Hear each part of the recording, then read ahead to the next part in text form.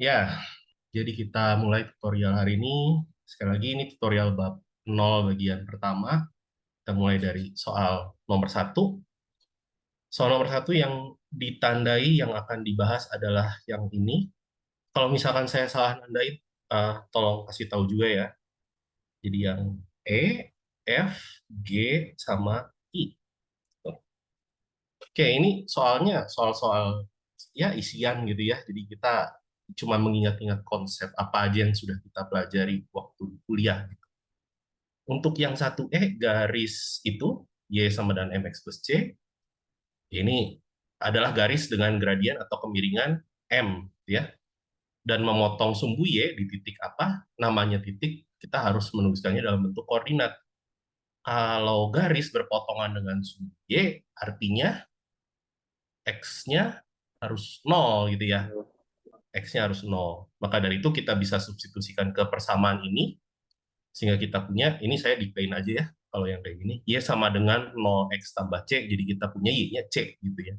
Maka dari itu titiknya 0, C gitu ya. Jangan C doang gitu ya. Jadi harus ditulis dalam bentuk koordinat kalau pertanyaannya titik ya. Dan yang satu F, ini penulisan dalam notasi interval atau notasi selang. Kita lihat bahwa tanda ketak samaan di dalamnya di sini mengandung tanda sama dengan gitu ya. Maka dari itu penulisannya harus dibatasi dengan kurung siku.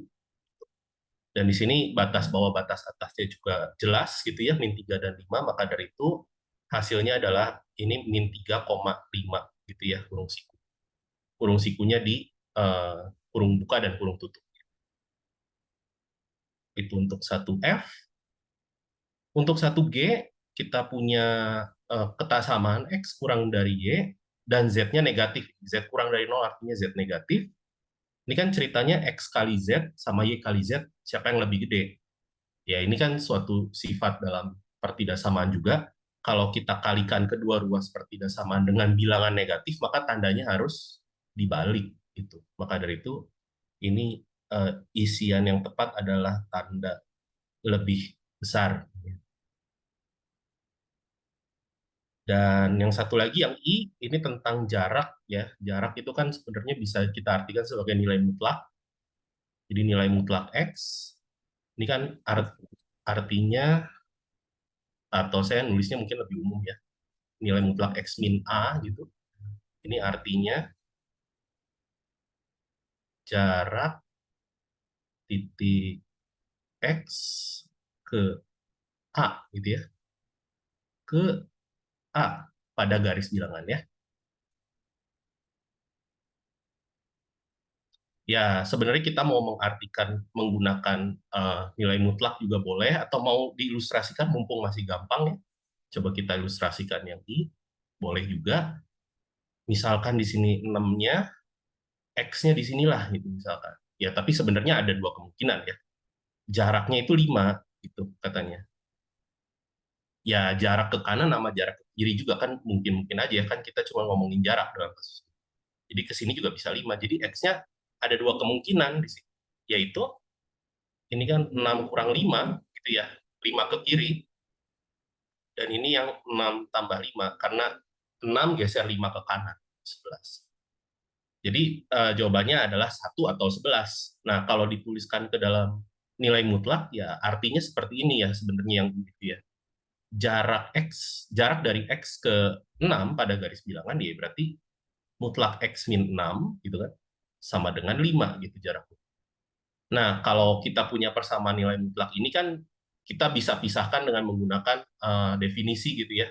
Jadi kita pandang dua kasus gitu kan.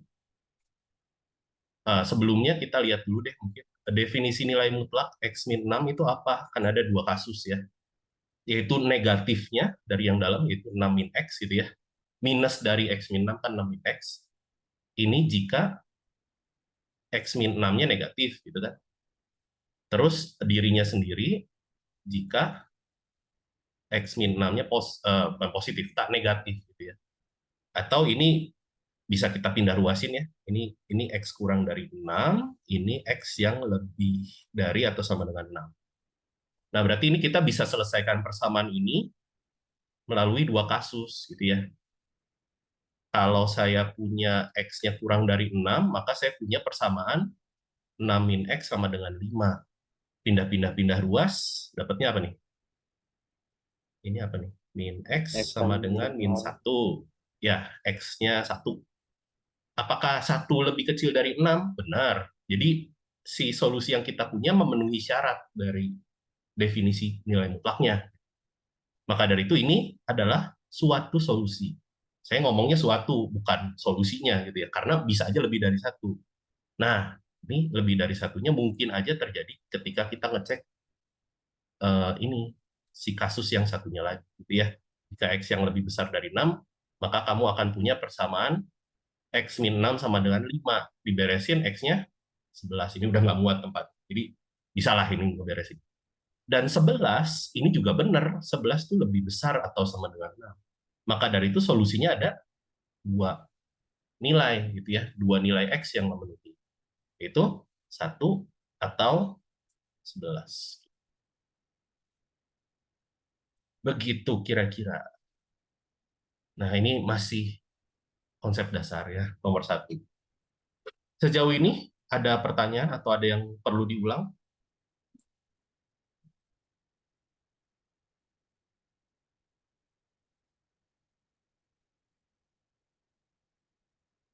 Kayaknya enggak. Nggak? Oke. Sip, kalau gitu. Mari kita lanjut. Nomor dua, dilewat. Karena ya itu tinggal urusan teliti aja ya, sama ketabahan hati ya. Ngitung doang ya. Saya nggak bisa ngajarin kalau gitu, mah. Udah, hitung aja sendiri. Harusnya sudah terlatih dulu ya waktu di sekolah. Sekarang kita lihat nomor tiga.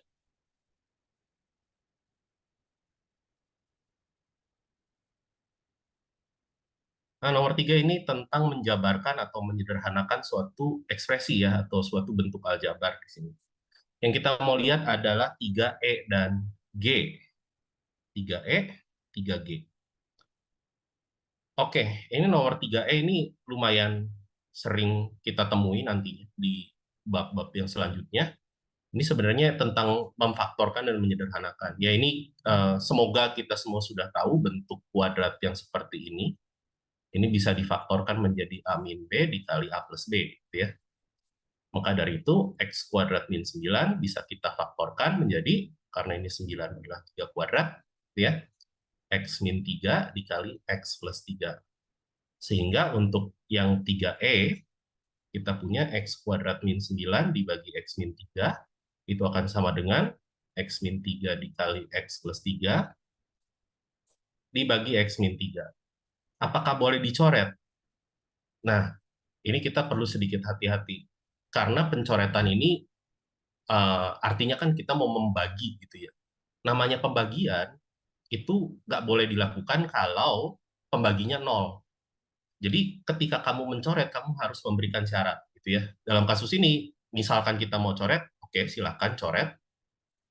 Pada akhirnya nanti kita harus memberikan syarat bahwa X min 3-nya nggak boleh nol. Kan kita membagi dengan X min 3 di sini artinya ya.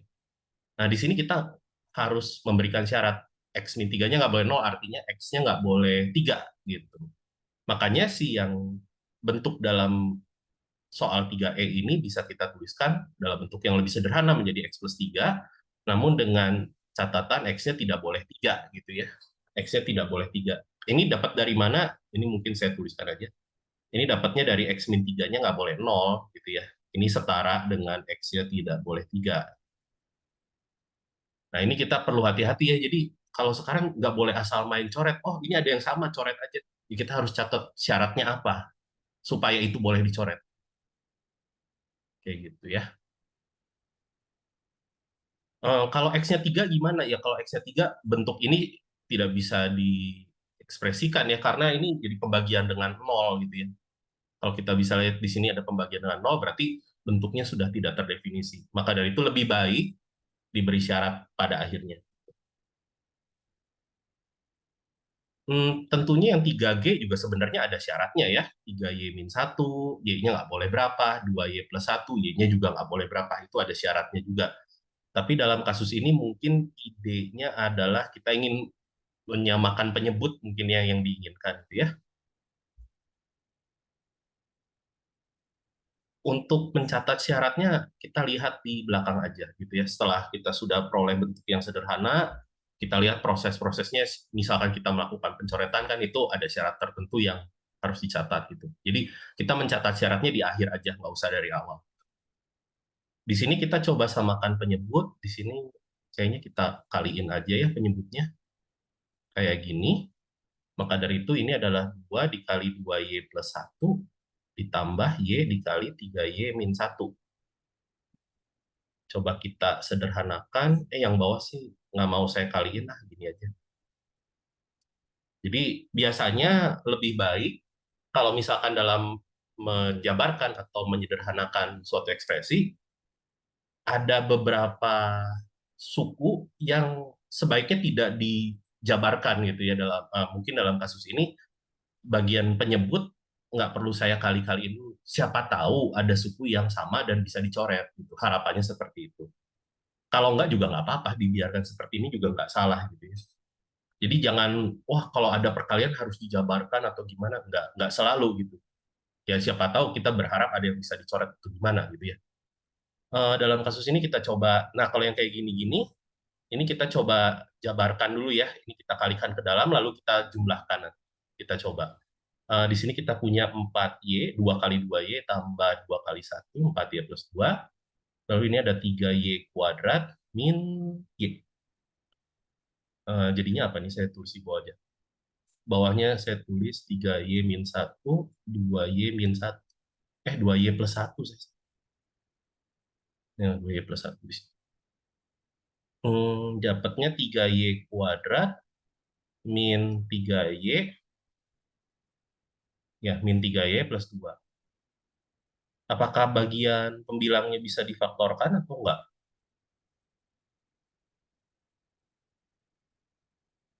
Coba dikotret. Kak, Ya. Pak, 3Y-nya harusnya plus ya? Ya, harusnya plus 3Y nggak Oh, sih? plus 3Y. Oh iya, sorry. Thank you.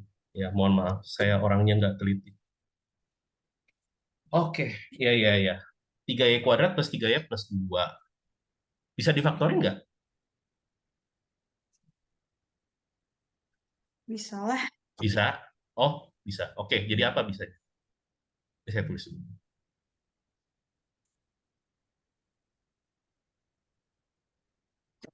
Jadi apa? Iya.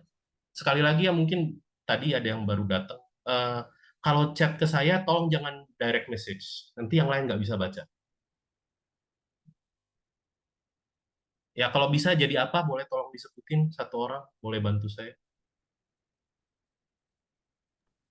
nggak bisa, Pak. Nggak bisa. Nggak bisa. Nggak bisa. Nggak bisa. Oh, oke. Ya udah, saya percaya ya, nggak bisa ya. Oke. Berarti kita anggap ini sudah ekspresi yang paling sederhananya gitu ya. Nah, di sini kita beri catatan bahwa Y-nya nggak boleh bernilai yang ada di penyebut gitu ya.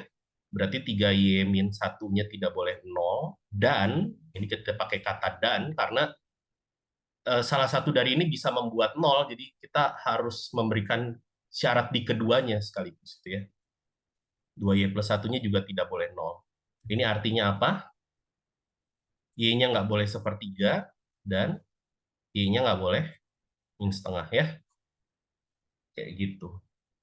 Nanti kita akan obrolin kata hubung dan sama atau lebih lanjut lagi ada di nomor belakang ya. Nah, kira-kira kayak gitu, nomor 3. Jadi sebenarnya ini pertanyaan yang saya bisa bilang pertanyaannya relatif ya. Ini apakah sudah cukup terjabarkan, apa sudah cukup sederhana, kan kita nggak tahu. Jadi nanti biasanya kita nggak akan ketemu soal kayak gini banget. Nanti kita akan ketemu soal yang lain, tapi kamu perlu untuk menjabarkan suatu bentuk, gitu ya, atau kamu perlu menyederhanakan suatu bentuk. Dan itu kamu lakukan seperlunya, gitu ya, seperlunya. Nggak, nggak, nggak perlu yang sampai, wah harus dijabarkan semua. Biasanya seperlunya. Dan seperlunya seperlunya tuh segimana? Itu relatif gitu ya. Saya juga nggak bisa ngomong, ya beda-beda, beda kasus. Soal yang ini butuhnya penjabarannya sejauh apa kayak gitu. Jadi menurut saya nomor 3 ini ya relatif ya, ini jawabannya mau berhenti sampai mana, menurut kamu sudah cukup terjabarkan ya, ya sudah gitu. menurut kamu sudah cukup sederhana ya kira-kira kayak gitu untuk nomor 3. Ada pertanyaan dulu untuk nomor 3 atau ada komentar mungkin? Takutnya saya salah hitung lagi.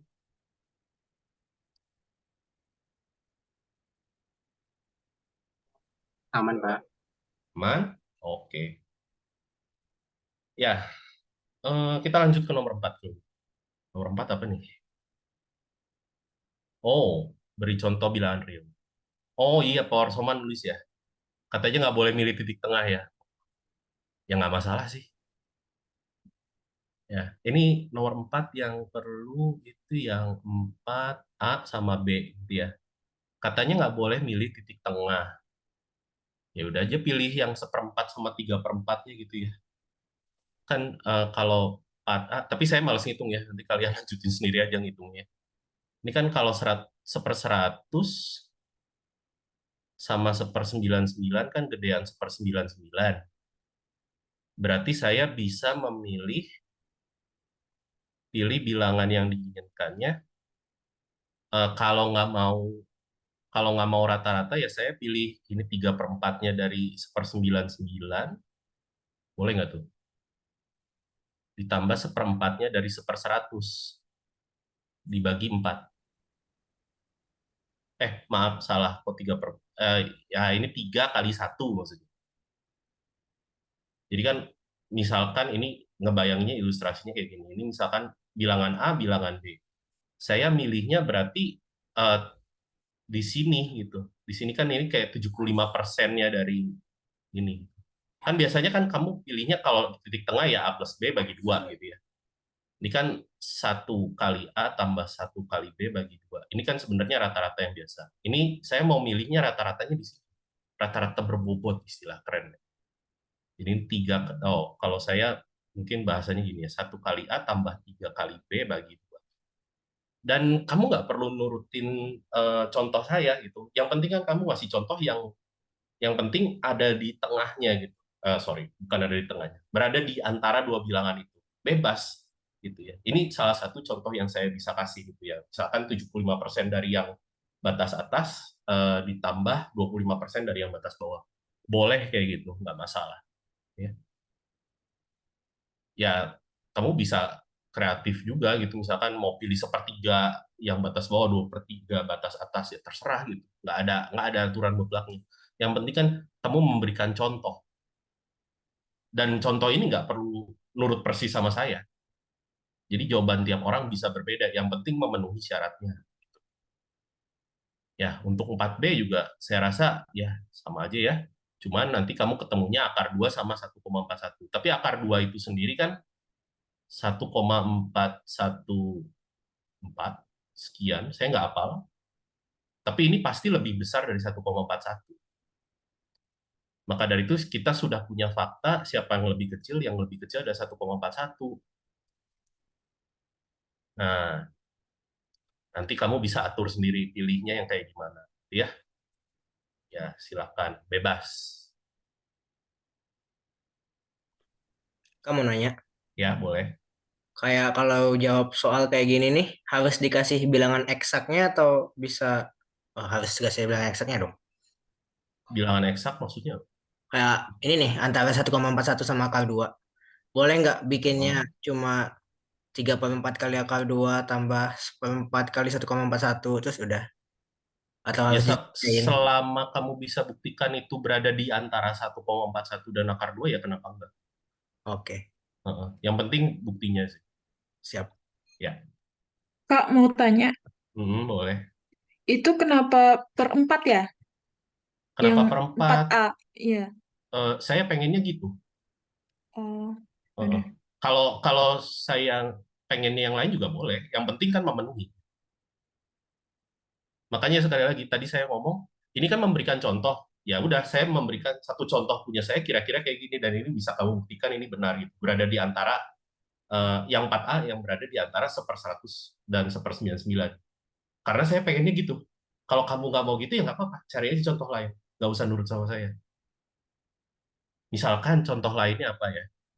Dua per tiga sama sepertiga gitu ya. 2 kali 1/99 tambah 1 kali 1/100 bagi 3. Ya benar juga, karena itu masih di antara 1/100 sama 1/99. Kamu bisa buktikan. Ya, jadi ini dan masih banyak lagi ya. Masih banyak lagi. Kamu bisa berkreasi sendiri. Yang penting terbukti benar.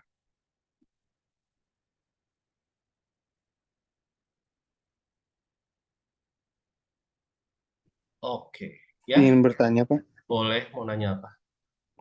Untuk tadi kita ngambil 3/4-nya untuk yang 1/99, eh, kenapa ya, Pak? Tadi itu saya mikirnya karena yang lebih Oh, besarnya 1/99, jadi ngambilnya 1/4-nya, terus yang 100-nya itu 3/4-nya, atau itu bebas, Pak, dikalikan. bebas Oh, itu juga. bebas. Karena Oke, saya Pak. pengennya gitu. Kalau misalkan kamu mau pilih yang 1/100 jadi 3, si 1/99 jadi 1, yang berarti kamu akan nemu di sini gitu ya. 3, kalau diilustrasikan di garis bilangan real adalah si 1/4 bagiannya gitu ya. 3A plus 1B bagi, ini saya salah nulis, bagi 4 maksudnya. Bagi 4. Nah, ini ada di bagian sini. Dan itu nggak masalah, masih berada di antara 1/100 dan 1/99. Jadi sekali lagi, ini pemilihan benar-benar bebas, yang penting syaratnya, syarat pada soal terpenuhi. Beneran bebas. Baik, Nggak ada makasih. aturan. Ya, sip. Silahkan. Ada yang mau nanya lagi?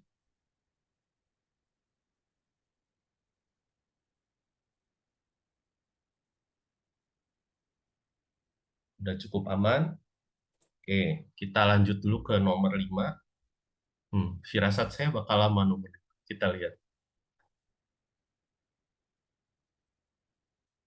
Oke, nomor 5 kita mulai dari yang gampang dulu ya.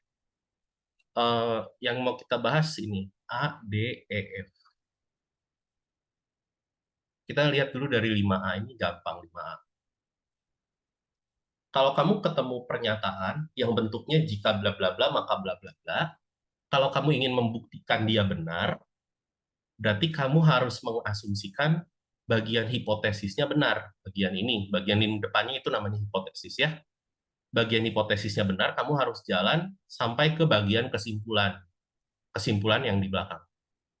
Dan ini cukup mudah dibuktikan kalau yang 5A, karena misalkan kita punya X kurang dari 1, ini artinya kita mengasumsikan bahwa yang bagian hipotesisnya benar, maka kita akan punya apa?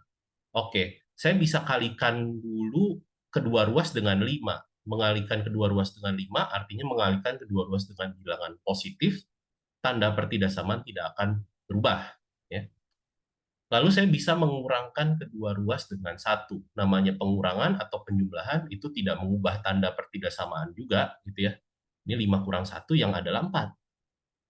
Tapi kita tahu fakta bahwa 4 pasti lebih kecil dari 10. Gitu. Ya. 4 pasti lebih kecil dari 10. Ya berarti ini sudah terbukti dong. Ini kan artinya 5x min 1 kurang dari 10. Maaf, ini tandanya.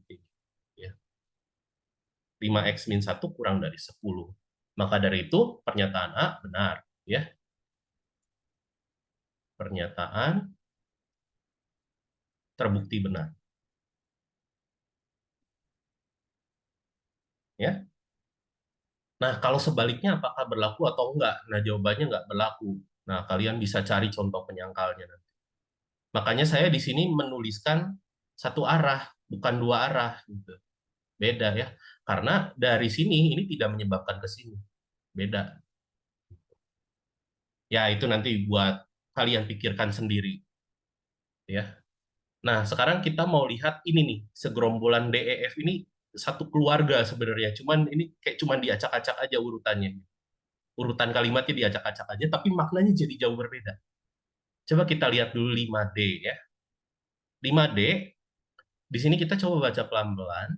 Untuk setiap bilangan real X, jadi kamu punya X, apapun itu, gitu ya, pasti ada Y-nya. Terdapat bilangan real Y. Kamu pasti bisa menemukan Y-nya yang memenuhi X kuadrat plus 1 kurang dari Y. Bayanginnya kalau kamu punya untuk setiap, bayanginnya kamu kayak punya toples isinya bilangan real, kamu ambil sembarang tutup mata, nih X-nya dapat ini. Tapi saya nggak tahu apa gitu. Untuk setiap kan berarti kan harus berlaku secara umum. Bayanginnya kayak kamu ngambil di toples bilangan, oh saya dapat satu bilangan tapi saya nggak tahu apa. Tapi saya harus punya bilangan tertentu yang harusnya bergantung dari ini, yang acak tadi, sehingga si pernyataan ini benar, si X kuadrat plus 1 kurang dari Y. Ya. Nah, ini saya bocorin dulu, ini pernyataannya apakah benar atau salah, pernyataannya benar. Gitu. Bagaimana cara membuktikannya? Nah, kita coba lihat pembuktiannya secara formal. Namanya untuk setiap bilangan real X, tadi saya coba ilustrasiin dengan cara kamu ngambil sembarang tutup mata di toples bilangan real, gitu ya, ambil sembarang. Berarti kita coba tulis, ambil sembarang,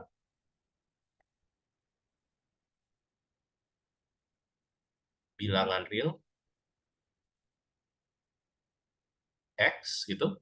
Ceritanya kamu sudah ambil sembarang, tapi saya nggak tahu X-nya apa. Gitu. Yang penting pokoknya X ini harus, yang penting saya harus punya Y-nya, yang bergantung dari X yang saya sudah ambil ini. Gitu ya. Jadi saya harus memilih, karena kan ini katanya terdapat gitu ya. Jadi saya harus pilih Y-nya yang seperti apa. Nah, Y-nya tadi saya sempat ngomong, Y-nya kamu pilih yang bergantung sama X. Oke, sekarang kita lihat pernyataannya kayak gimana. X kuadrat plus 1 kan pengennya kurang dari Y. Gitu ya. Oh, berarti kamu bisa memilih bilangan apa yang pasti lebih besar dari X kuadrat plus 1. X kuadrat plus 2. Betul, bisa. Kamu bisa memilih cara itu. X kuadrat plus 2, boleh. Sehingga X kuadrat plus 1 lebih kecil dari X kuadrat plus 2. Dan ini pasti selalu benar. Gitu. Ini pernyataan yang benar. Jadi pernyataan yang seluruhnya di 5D ini adalah pernyataan yang benar.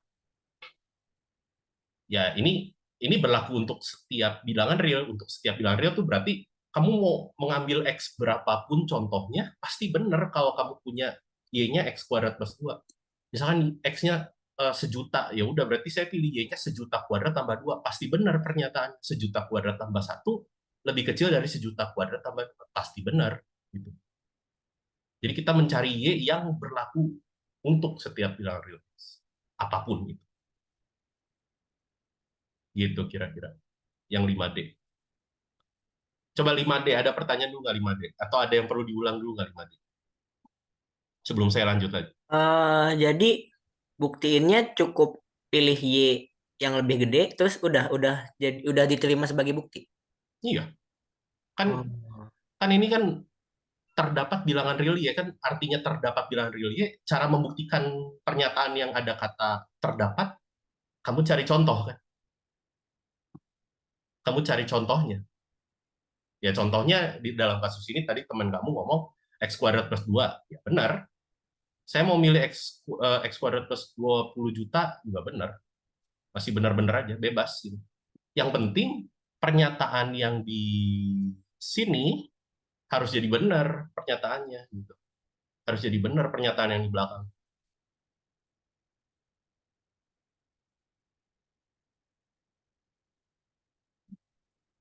Nah, saya pending dulu. Kalau ada pertanyaan lagi, saya mau coba kasih lihat perbandingannya sama 5E.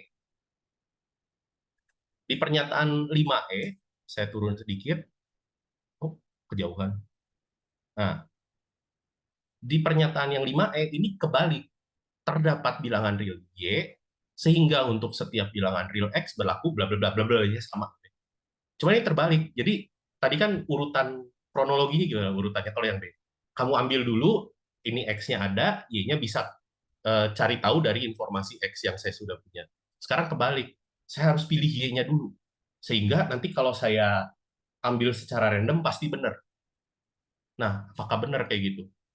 Nah, jawabannya enggak. Dalam kasus yang 5E, ini pernyataan yang salah. Namanya pernyataan yang salah, berarti kita pengen coba membuktikan negasinya menjadi benar. Negasinya apa? Sekarang kita lihat negasi.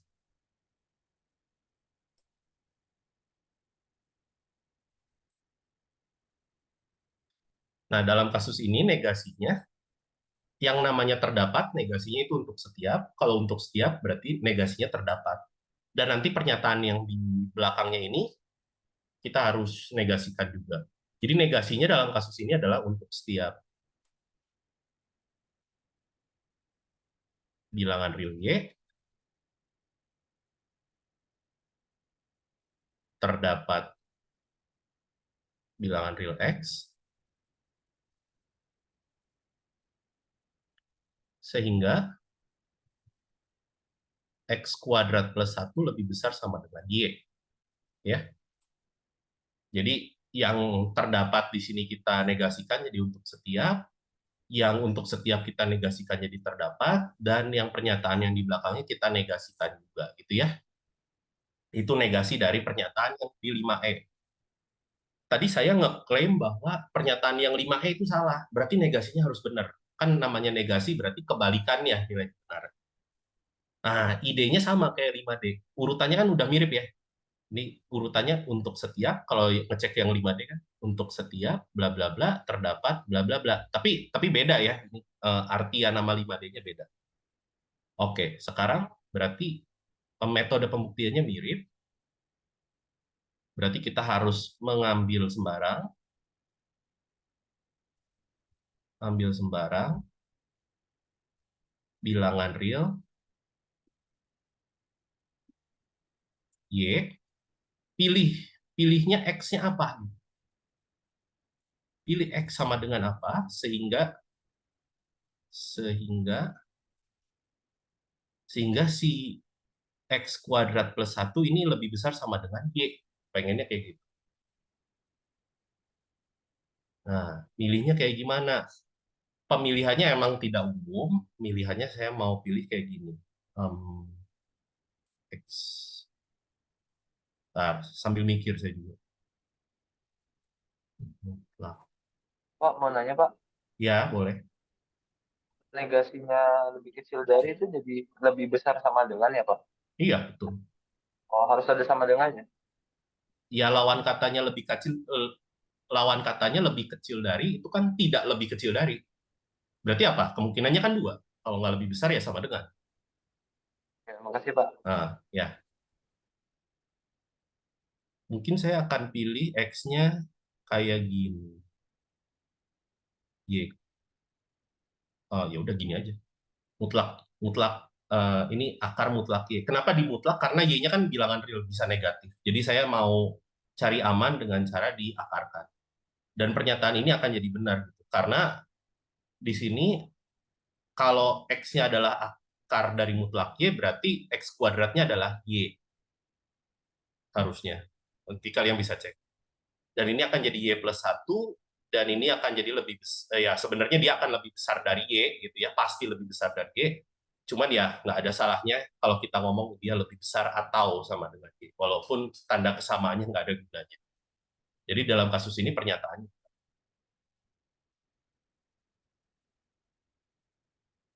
itu, ini bisa. Jadi yang bisa kita lihat apa 5D sama 5E itu cuma kebalik doang kan sebenarnya urutannya. Tapi bisa mengubah arti dari kalimatnya. Bisa mengubah makna dari kalimat.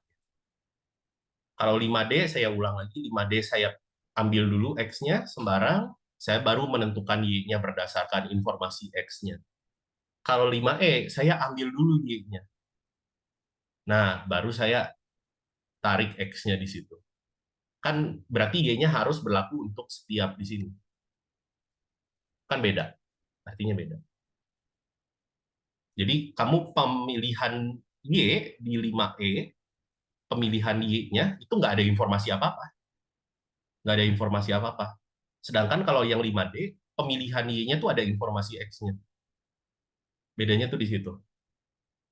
Dan itu bisa mengubah artinya. Arti kalimat bisa berubah, makna kalimat bisa berubah.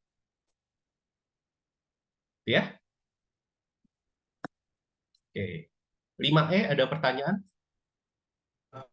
Ya? Mungkin bertanya Pak. Oh, berarti kalau mau memberikan contoh penyangkal itu menggunakan negasi ya Pak? Memberikan contoh penyangkal itu bukan kasus yang 5E ya. Memberikan contoh penyangkal itu kalau misalkan saya punya, ini saya pakai ilustrasi yang lain mungkin ya, jangan pakai yang ini udah terlalu kompleks. misalkan saya ngomong, ini pernyataan.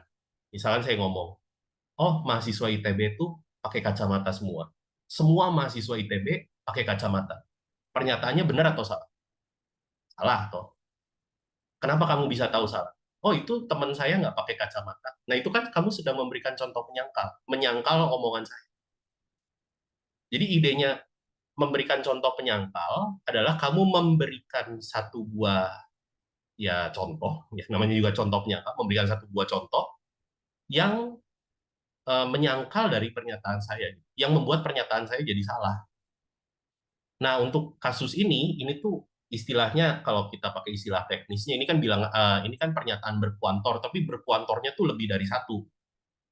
Makanya kita perlu hati-hati dalam mengambil kalau kalau misalkan kamu mau ngambil contoh penyangkal, kita perlu lebih hati-hati lagi. Cuman kebetulan saya ngelihatnya negasinya itu bentuknya sama bentuknya sorry bukan sama mungkin bahasanya salah. Bentuknya mirip dengan 5D. Karena untuk setiap bla bla bla terdapat bla bla bla. Jadi pembuktiannya bisa kita tiru caranya. Gitu. Makanya saya mau membuktikan negasinya. Dalam kasus ini yang 5E saya tidak mengambil contoh penyangkal, tapi saya membuktikan negasinya. Dan itu juga sama-sama metode pembuktian yang valid. Walaupun secara umum memang lebih susah membuktikan negasi.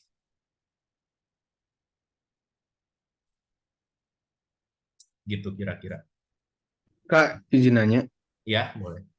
Kalau yang 5E kan kita ngerjainnya tuh karena dia mirip sama 5D, makanya kita tahu itu salah karena setelah kita salah, kita bisa nemuin alur dinegasiin karena kita tahu itu salah. Tapi kalau misal di awal anggap kita belum tahu dia salah atau benernya, itu cara ngerjainnya gimana, Kak? Makanya kita perlu istilahnya ngeklaim gitu ya, ngeklaim. Jadi ini memang nggak ada caranya gitu ya. Namanya tebak-tebakan sih ngeklaim apakah pernyataan ini benar atau salah kayak gitu. Itu memang harus coba-coba bilangan gitu ya, coba-coba bilangan. Tapi ini kan saya nggak mau nampilin dapurnya dong untuk nyoba-nyoba bilangan. Kalau kalau X-nya 1000, Y-nya berapa, bisa masuk nggak kayak gitu-gitu. Itu namanya proses ngeklaim. Itu kamu harus ngotret sendiri gitu. Kayak gitu. Nah, setelah kamu yakin, ada yang janggal nih, gitu. Misalkan pernyataannya salah nih, gitu. Namanya kamu ngeklaim, oh kayaknya pernyataannya salah. Oke, buktinya apa? Silakan ditampilkan buktinya. Yang saya lakukan adalah menampilkan buktinya langsung gitu. Saya nggak nampilin proses saya ngotretnya, ini pernyataannya benar atau saya salah ya kayak gitu. Itu saya nggak nampilin lagi.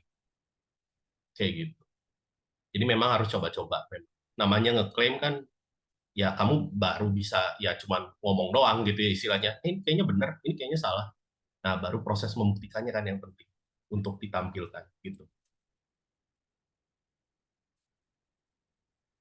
Baik, makasih, Kak. Oke. Gimana? Ada pertanyaan lain?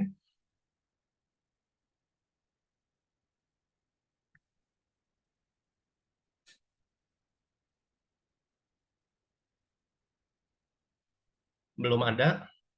Kalau belum ada, kita lanjut ke 5F. Nah, 5F bentuknya kayak 5E pernyataannya. Ya, terdapat bla bla bla sehingga untuk setiap bla bla bla berlaku itu. Nah, si 5F ini sebenarnya pernyataannya benar. Ya, 5F itu pernyataannya benar. Sekali lagi, ini saya ngeklaim karena saya belum ngasih bukti. Kenapa saya berani ngeklaim pernyataannya benar? Karena saya udah ngotret di belakang. Tapi masa kotretannya saya tampil kalian kan buat apa juga gunanya? Kalian butuhnya buktinya gitu. Karena yang mau dipresentasikan atau yang nanti kalian perlu tulis di entah PR atau tugas atau ujian atau kuis itu buktinya bukan kotretannya. Ya. Jadi dalam kasus ini 5F pernyataannya klaim saya pernyataannya benar karena saya bisa memilih. Ini kan karena di sini saya langsung pilih karena di sini kan bahasanya terdapat bilangan pilih. Berarti saya harus langsung pilih Y-nya. Nggak peduli X-nya kayak gimana. Pilih Y sama dengan 1. Maka untuk sembarang bilangan real X, saya singkat aja ya, bilangan real X berlaku, lihat nih, X kuadrat plus 1 lebih besar sama dengan 1. Ya iya pasti benar kan? Karena ini X kuadrat pasti selalu tidak mungkin negatif. Jadi pernyataannya benar. Nggak peduli nilai X-nya berapa, namanya bilangan real, X, kalau kamu kuadratin, pasti nggak pernah negatif, gitu. Makanya saya cukup pilih Y-nya 1. Boleh nggak saya pilih Y-nya 1.000.000? Ya silakan, boleh-boleh aja. Nggak boleh. Sorry, saya salah ngomong. Nggak boleh nih. Kalau Y-nya 1.000.000, boleh nggak? Ya nggak boleh gitu ya. Mungkin saya kasih contoh ilustrasi. Kalau saya pilih Y-nya 1.000.000, X kuadrat plus 1 lebih besar sama dengan 1.000.000. Gitu. Artinya apa? X kuadratnya lebih besar sama dengan 999,999. Apakah ini berlaku untuk setiap X? Jawabannya enggak. Gitu ya. Jawabannya enggak. Tapi kalau saya misalkan, saya mau pilih Y-nya minus 100, ini boleh. Kenapa? Karena hasilnya jadi X kuadrat lebih besar dari minus 99. Dan minus 99 itu lebih besar sama dengan 0. Makanya balik lagi ke pernyataan. Jadi sekali lagi, namanya kamu memilih, banyak alternatif cara untuk memilih. Asalkan pernyataannya jadi benar, gitu ya. Jadi nggak perlu sama persis ngikutin jawaban saya. Maaf, Ya, minus 99 nggak lebih besar dari 0. saya salah. Saya salah nulis. Bentar. Bahasanya berarti ini saya salah juga, bukan 99, 101, gitu ya. Tapi X kuadrat selalu lebih besar dari 101. X kuadrat selalu lebih besar sama dengan minus 101. Ini saya sorry, ini salah. Karena ini kan masih bisa kita terjemahkan sebagai X kuadrat lebih besar sama dengan 0. Ya. Dalam kasus ini kita sudah punya fakta ini. Ini kan sudah fakta yang sudah diajarkan di kuliah juga ya. Bilangan kuadrat. Berdasarkan fakta ini, mungkin bahasanya kurang tepat ya, ini kronologinya kurang tepat. Kalau misalkan saya milih Y-nya sama dengan minus 100, kita akan punya ketasamaan ini, lalu berdasarkan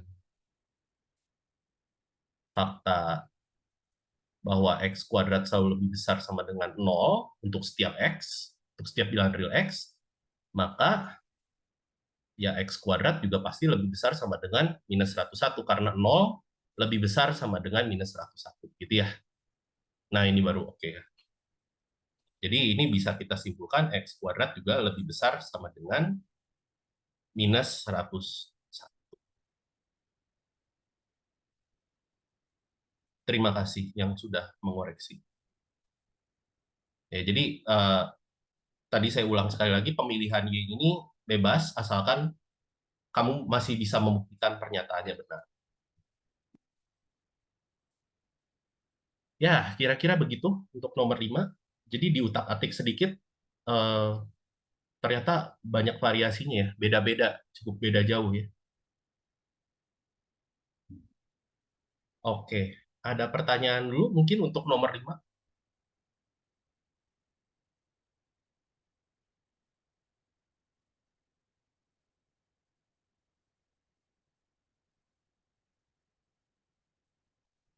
Belum ada? Oke. Nomor 6 sama 7 dilewat.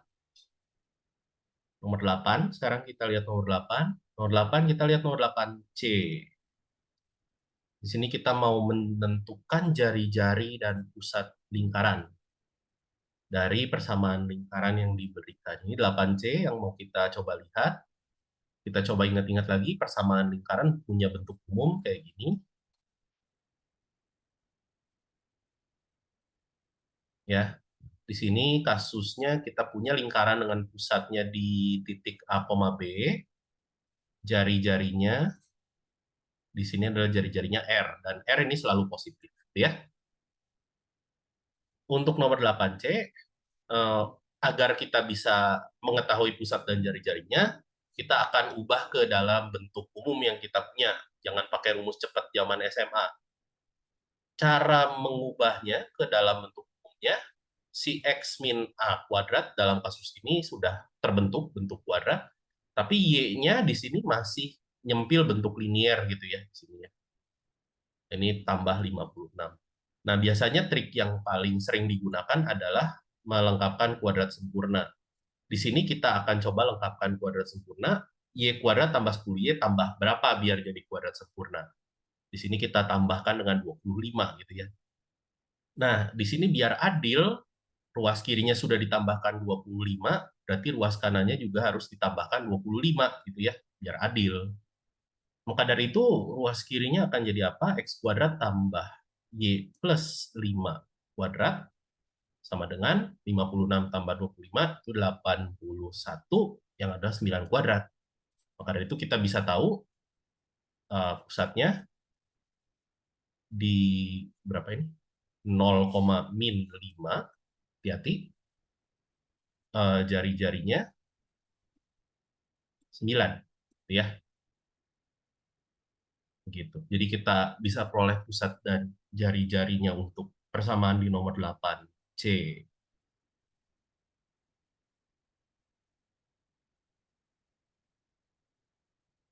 Ada pertanyaan dulu nomor 8C?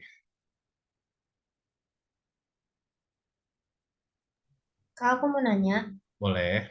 kalau yang 0 sama min 5 itu tiba-tiba di situ dapatnya kayak gimana ya? Ini kita bisa lihat lagi ke bentuk umum yang sudah diberikan di atas. Ini kan bisa kita tulis jadi X min 0 yang dikuadratkan ditambah Y min 5 yang dikuadratkan. Ya. Bisa dicocokkan dengan yang ini. Berarti kan ini A-nya, ini B-nya, ini R-nya gitu ya.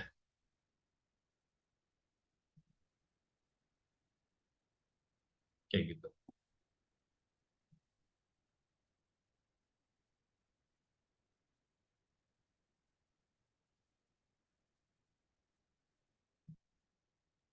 Oke. Ada pertanyaan lain?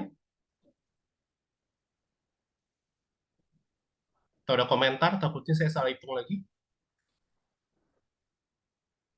Aman? Oke. Kalau aman. Ya. Kita lanjut ke nomor 9.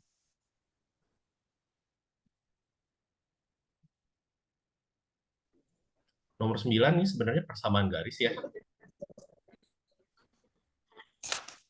Oh ya, ini siapa ini yang nggak nge-mute? Tolong di-mute dulu. Kita lihat nomor 9A.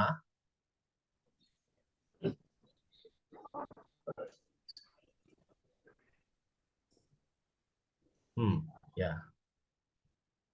Oke, 9A ini kita ngitung gradien sama membentuk persamaan garisnya ya. Persamaan garis yang kita punya ini persamaan garis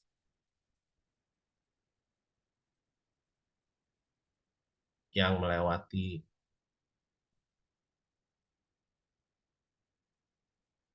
misalkan saya punya X 0,0 deh nama titiknya dan bergradien M adalah saya mau pakai bentuk ini Y min Y 0 sama dengan M dikali X min X 0 dengan gradiennya bisa dihitung dengan cara delta Y bagi delta X gitu ya, perubahan Y dibagi perubahan X.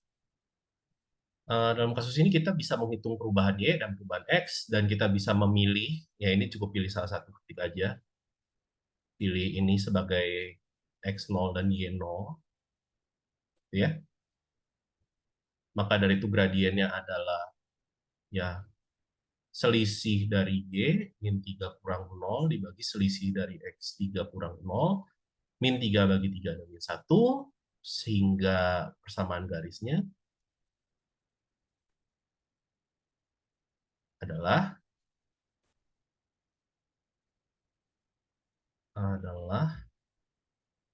Y min 0 sama dengan min 1 kali X min 0 yaitu, nah ini sekali lagi ini kan mirip kayak tadi, ini kita coba menyederhanakan biar nggak terlalu berantakan kayak gini penulisannya. Itu Y sama dengan minus X gitu ya. Dan ini yang diinginkan, gradiennya juga diinginkan gitu ya. Gampang nih ini mah ya. Pasti udah pada bisa nomor 9. Cuman yang mungkin ini nggak ada ya di soal ini. Yang kita perlu hati-hati kalau garis tegak, Garis vertikal gradiennya nggak ada ya. Bukan tahingga ya, awas getok nih kalau ngomong tahingga. Gradiennya tidak ada kalau garis tegak ya. Kalau garis mendatar gradiennya 0. Karena tidak ada perubahan dalam Y. Oke, nomor 10 kita lewat. Kita lihat nomor 11. Nah, banyak gradien lagi. Ya udah, kalau gradien kan sebenarnya kalau kita telusuri ini lebih lanjut, ini bisa ditulis Y sama dengan MX dikurangi MX0 ditambah Y0 gitu ya. Dan ini bisa kita kelompokkan sebagai konstanta, suatu konstanta. Makanya kita punya Y sama dengan MX plus C gitu.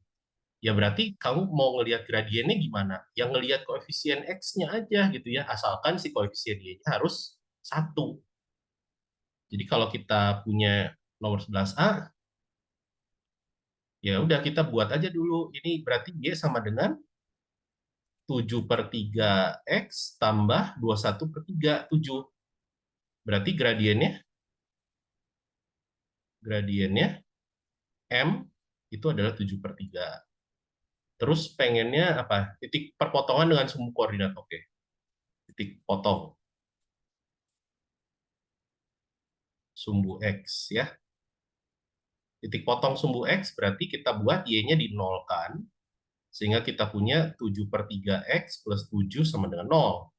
Artinya X-nya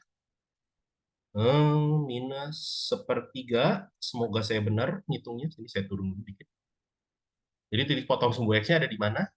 Ada di minus 1/3,0. Terus titik potong sumbu Y itu ketika X-nya 0, dan ini gampang sekali. Yaitu Y-nya adalah 7/3 kali 0 tambah 7, yang adalah 7. Berarti titik potong sumbu Y-nya adalah di 7, salah, 0,7. Ya, nomor 11. Ada pertanyaan dulu terkait garis-garis, nomor 9, nomor 11. Kak, titik potongnya tuh bukan 3. Titik potongnya bukan titik. Ya titik potong kan titik. Gimana pertanyaan? Enggak. Itu. Oh, Nya sama dengan -3 bukan ya, Kak? min 3. Oh, coba kita cek. Yang mana yang saya salah? Itu kan 7/3 X plus 7 sama dengan 0. Berarti kan nanti 7/3. Oh, iya, iya. Gitu. Terima kasih. Terima kasih untuk mengoreksi. Ya, ketahuan kan saya nggak bisa ngitung kan. Ini jadi min 3 ya tadi ya? Min 3 ya harus. Terima kasih.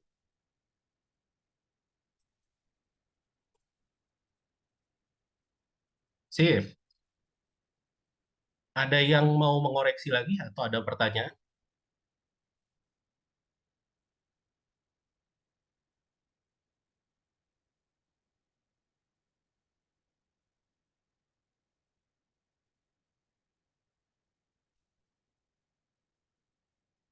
Kayaknya masih aman ya. Kita lihat nomor selanjutnya, nomor 12. Nomor 12 juga sama nih, masih ngomongin persamaan garis, cuman kita ngobrolin dalam bentuk soal cerita gitu ya. Nah, kalau ketemu soal cerita, kita coba hubungkan dulu sama apa aja yang sudah kita tahu gitu. Yang kita tahu kan persamaan garis itu bentuknya dalam, ya biasanya variabel yang biasa kita pakai X sama Y, gradiennya namanya M dan lain sebagainya gitu ya. Nah, tapi kan di sini ceritanya Celsius Fahrenheit gitu. Nah, di sini kita coba hubungkan dulu dengan apa yang kita tahu dalam dunia matematiknya gitu. Jadi kita misalkan X ini menyatakan suhu atau temperatur gitu ya, dalam derajat, mau pakai Fahrenheit atau Celsius di sini suka-suka sebenarnya, yang penting ketahuan gitu ya. Di sini saya mau pakai X-nya dalam Celsius, dan nggak pakai titik dulu, dan Y menyatakan suhu dalam derajat apa Fahrenheit ya. Oke. Nah, sekarang apa yang kita ketahui? Yang kita ketahui fakta ini.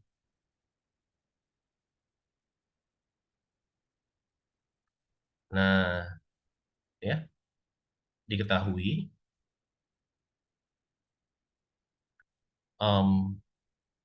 di sini kita sudah ngomongnya persamaan gitu ya. Persamaan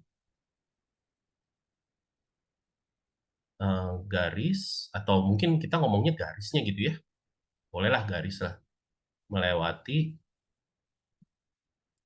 titik X-nya 0,32 ya.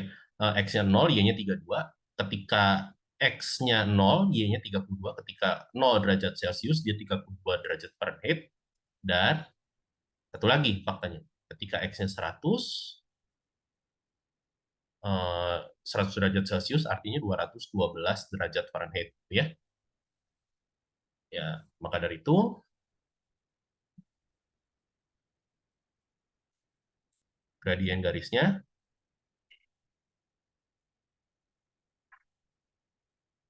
adalah ya tadi ya, gradiennya adalah selisih dari Y dibagi selisih dari X, gitu ya. Yang adalah di sini 212 kurang 32 dibagi dengan 100 kurang 0. Berapa tuh? 180 bagi 100. Yang adalah 9/5. Semoga saya nggak salah hitung.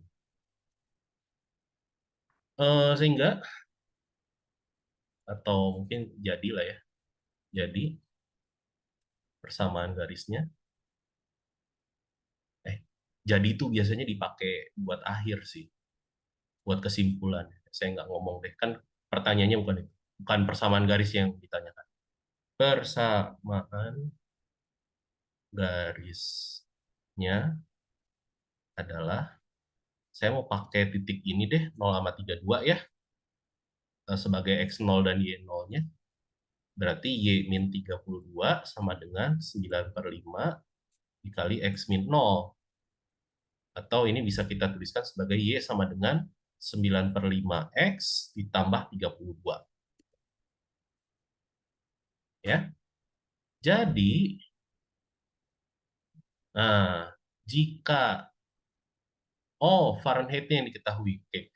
Jika Y-nya 100, maka X-nya berapa? Gitu ya.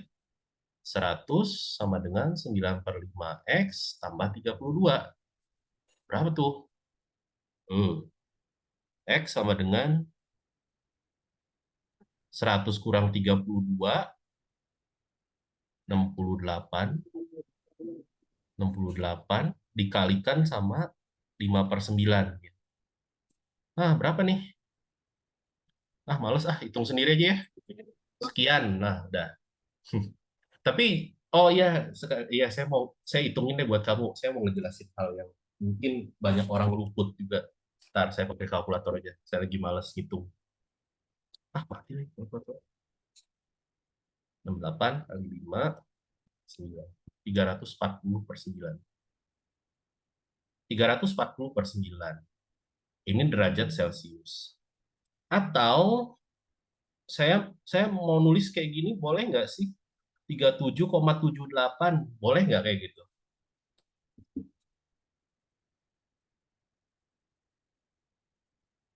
Lebih baik nulis pakai pecahan atau pakai desimal? Lebih baik pakai pecahan. Kenapa pakai pecahan lebih baik? Karena kalau pakai desimal itu kan bentuknya masih aproksimasi, belum pasti. Nggak bisa dipakai sama dengan. Betul, betul sekali. Nah, ini yang biasanya saya kesel sama mahasiswa-mahasiswa yang tahun-tahun sebelumnya. Banyak banget orang nulis kayak gini. Padahal kan ini nggak sama. Yang ini pecahannya, yang ini mah desimal, tapi sudah dibulatkan gitu loh. Kan nggak sama. Namanya pembulatan kan tidak menjadi hasil yang sama. Kalau kamu mau nulis desimal, saya nggak larang ya, kamu nulis desimal. Tapi kalau bisa ditulis dalam bentuk yang eksaknya, ya kenapa enggak? Tapi kalau kepaksa kamu harus nulis dalam bentuk desimal, tulisnya pakai tanda kayak gini dong.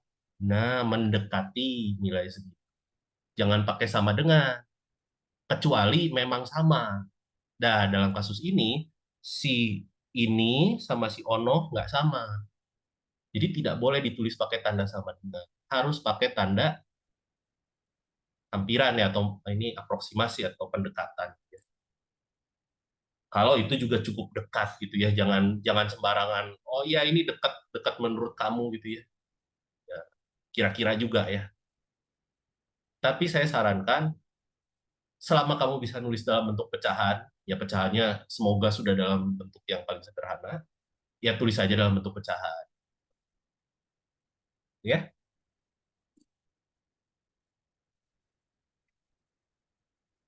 oke, sip. Itu nomor 12. Ada pertanyaan nomor 12?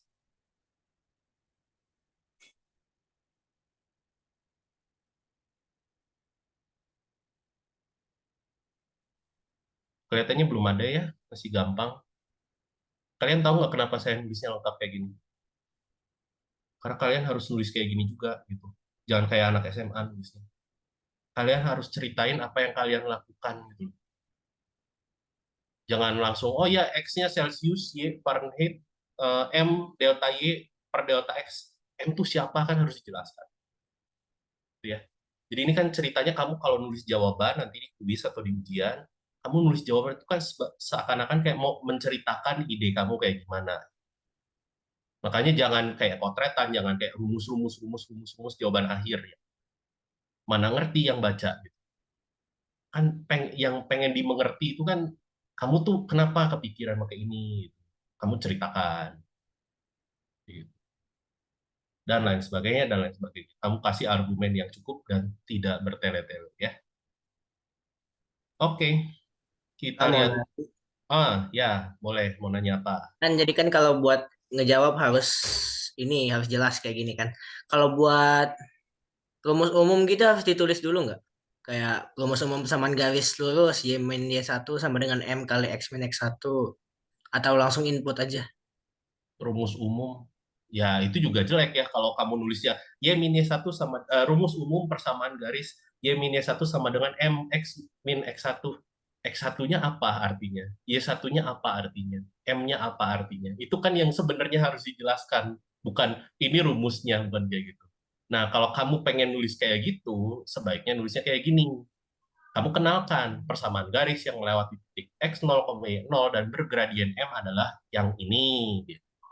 Jangan rumus titik dua itu mah apa cuma catatan kuliah kamu mungkin kayak gitu ya nggak Intinya masalah. harus dijelasin juga ya kalau emang nulis itu. Bukti, oh kalau bukti nggak Nggak, perlu. kalau nulis kayak gitu harus ditulis penjelasannya ini apa gitu ya. Oh iya, kalau ini kan logikanya gini, ya tadi saya ngulang lagi ya berarti ya. Logikanya kan kamu mau menulis jawaban karena kamu pengen mengomunikasikan ide kamu ke orang lain. Kalau orang lain nggak ngerti sama simbol-simbol yang kamu tulis kan, ya bubar dong, nggak bisa dibaca dong sisanya. Makanya kamu harus jelaskan. Saya nggak ngomong jelaskan dengan sangat detail ya, saya ngomongnya jelaskan dengan cukup gitu. Jangan yang bertele-tele, eh, buang detail-detail yang nggak perlu gitu.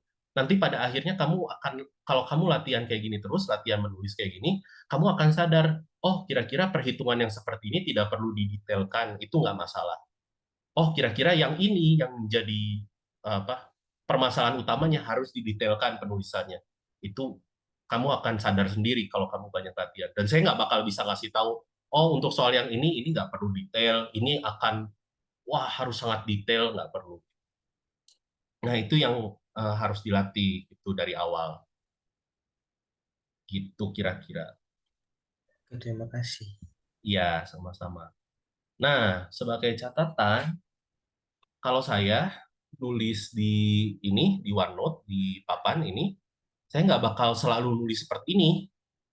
Ya, nanti kan habis waktu, gitu ya. Saya akan nulisnya dalam bentuk ya kayak kotretan gitu ya, kayak kayak gini. Ini kan kotretan-kotretan kan sebenarnya. Nah, kalau yang ini kan bukti ya, ini bukti formal dan ini sudah lengkap gitu. Ini sudah layak dituliskan dalam bentuk di jawaban dalam kuis atau ujian itu udah cukup. Tapi misalkan saya nulis kayak gini gitu. Ini kan potretan. Ini kalau kalau misalkan saya ngasih ke orang sembarang aja, yang mana ngerti ini maksudnya apa gitu ya. Kayak gitu. Makanya perlu dijelaskan, pakai narasi sedikit, 1-2 kalimat cukup gitu. Kayak gitu ya. Kenapa saya nggak nulis dalam bentuk potretan? Kenapa saya nggak nulis dalam bentuk yang formal? Pertama, ngabisin waktu. Kedua, saya masih bisa ngomong sama kalian. Jadi saya omongin narasinya ke kalian. Oke? Gitu ya. Jadi tolong jangan, maksud saya, kalau kamu mau nyalin persis sama yang di papan, kamu salin ke jawaban kuis kamu atau ke jawaban ujian kamu, nilai kamu nggak bakal full. Karena kamu nggak ada penjelasannya sama sekali. Gitu. Yang kamu harus perhatikan adalah omongan saya juga. Gitu. Ini tuh saya nulis kayak gini karena apa tuh pasti saya ngomong. Nggak selalu saya tulis. Ya, nggak selalu saya tulis di papan. Oke, itu remark-nya atau catatannya. Kalau gitu kita lanjut ke nomor 13. Nomor 13 ini tentang persamaan. Persamaannya nggak harus linear, ini persamaan yang macam-macam. Tapi intinya sama, menyelesaikan suatu persamaan artinya kamu mencari nilai X yang memenuhi persamaan tersebut. Ya. Dan di sini kita mau lihat nomor 13C. Ya, namanya menyelesaikan persamaan, di sini kita bisa melakukan hal-hal yang kamu sudah tahu sebenarnya ini. Saya cuma mengulang aja. Kalau kita punya persamaan yang seperti itu, saya bisa pindah ruaskan, minus 1/9 jadinya di ruas kanan. Minusnya mau ditaruh di pembilang atau di penyebut, terserah juga sebenarnya. Tapi jangan ditaruh di dua-duanya, di salah satu aja. Dan mungkin cara yang paling terkenal yang biasa kamu lakukan adalah kali silang. Ya, boleh, karena ini persamaan. Kalau pertidaksamaan baru tidak boleh kali silang, gitu ya, karena itu tidak berlaku secara umum. Dalam kasus persamaan, silakan mau kali silang, boleh. Kita akan punya minus 2x sama dengan 9 dikali 1 minus. Itu 9 minus 9x. Lalu kita kumpulkan, yang ada x-nya dikumpulkan di satu ruas. Saya mau pindahin si minus 9x-nya ke ruas kiri. Saya akan punya 7x sama dengan 9. Maka dari itu kita bisa peroleh nilai x yang memenuhinya adalah 9/7 ya. Gitu. Itu untuk 13C.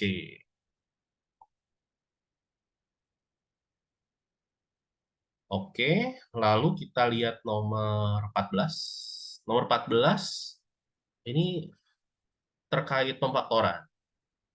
Ya, pemfaktoran semoga sudah terbiasa, semoga masih ingat gitu ya. Kalau kita lihat nomor 14F, kita punya bentuk, kita harus tuliskan dulu dalam bentuk pemfaktorannya.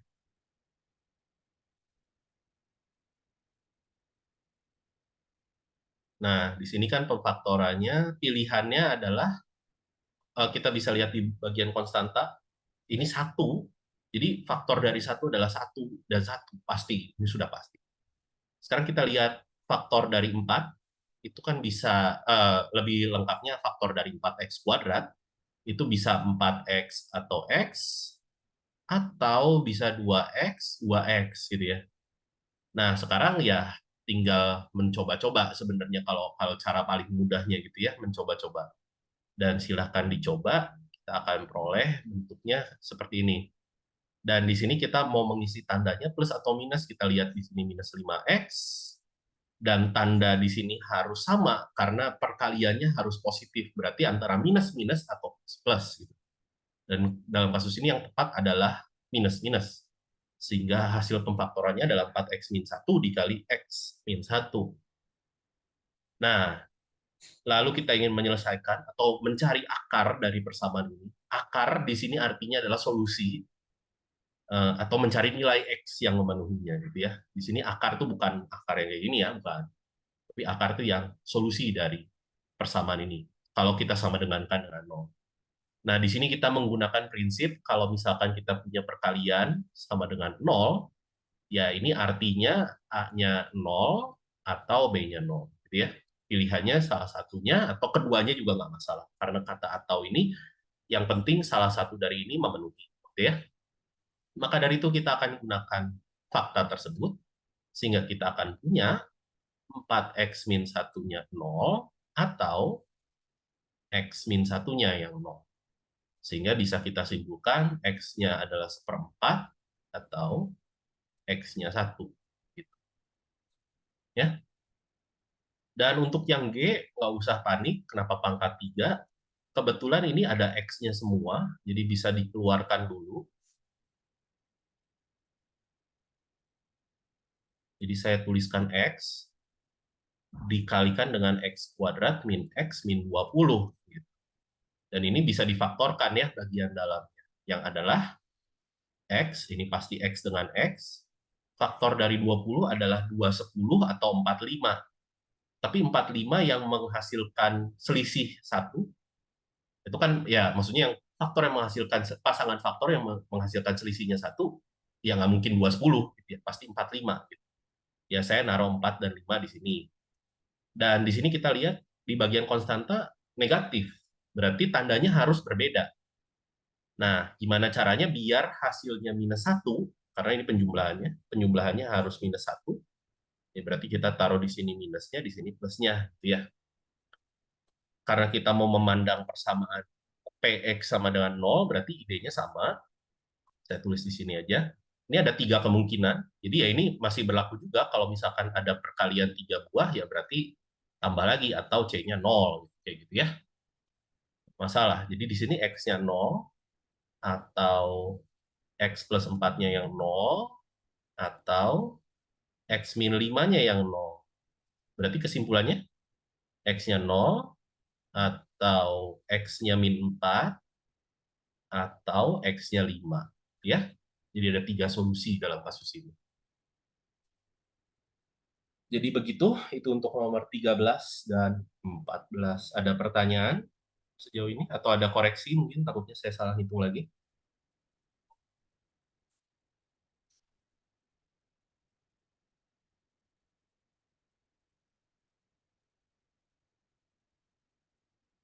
Belum ada? Oke, ya. Oh, nggak ada.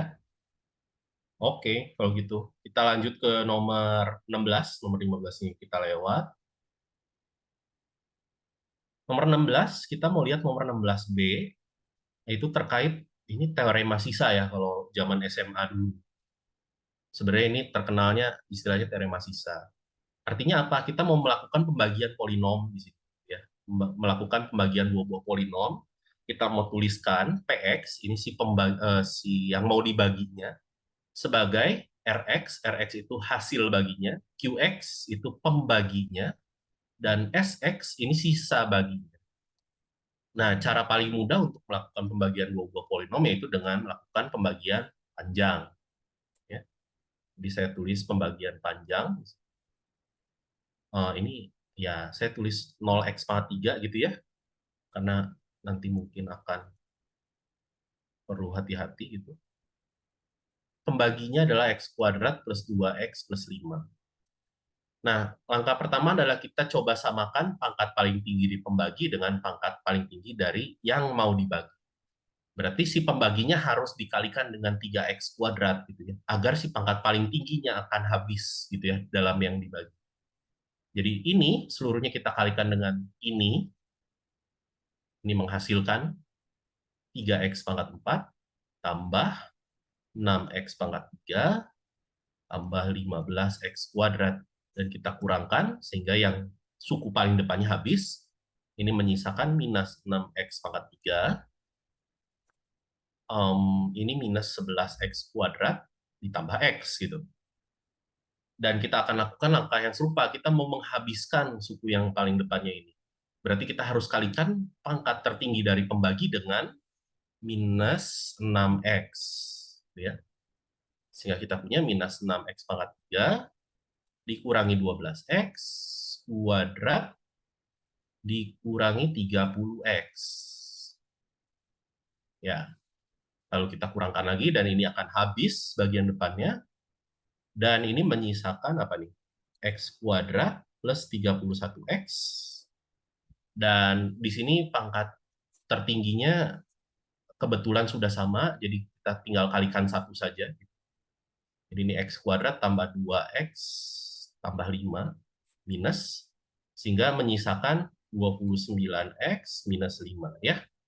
Sehingga kalau kita pengen nulis PX seperti itu adalah PX atau di sini 3X pangkat 4 tambah 4X kuadrat tambah X. Ini bisa dituliskan sebagai RX. RX adalah hasil bagi, yang bagian ini hasil bagi ya.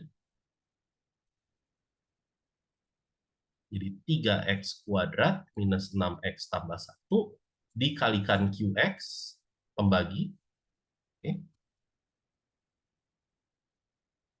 X kuadrat tambah 2X tambah 5 ditambah SX, sisa bagi. Ya, 29X kurang 5 gitu. Ya, jadi itu untuk nomor 16. B, 16B. Ada pertanyaan dulu atau ada komentar? Takutnya saya salah hitung.